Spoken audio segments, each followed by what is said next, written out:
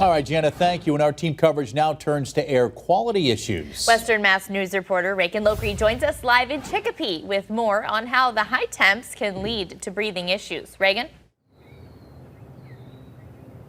Yeah, that's right, Abby and Chris. As Jana just mentioned, we have been under a moderate risk for air quality today, and I spoke with one resident who's feeling the effects.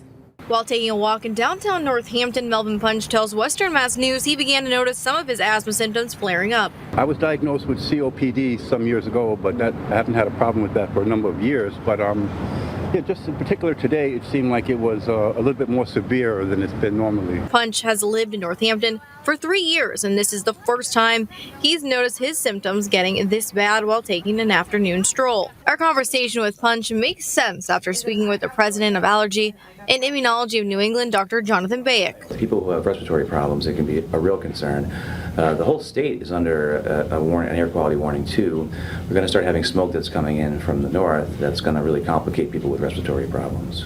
Dr. Bayek tells us there's no question the prevalence of allergies is getting much worse. He tells us 30 to 40 years ago, only about 10% of the population was impacted. And now we're approaching 50% with hay fever, asthma, eczema, or food allergies. And that's something Northampton resident Melvin Punch has seen firsthand while working with the homeless. I've noticed that they seem to have more breathing ailments and conditions, seems to affect them more. Our first alert meteorologist Don Maher tells us Wednesday there is an air quality alert out for portions of Hampden and Hampshire Counties. He breaks down what that means. Ground level ozone levels may approach unhealthy levels for people with respiratory sensitivities. If you have asthma, things of that nature, probably a good idea to avoid being outside during the peak heating hours of the day. Don assures us the wildfires in Canada have no correlation with this air quality alert. However, as the summer progresses, we could potentially see a repeat of the hazy skies we saw last summer.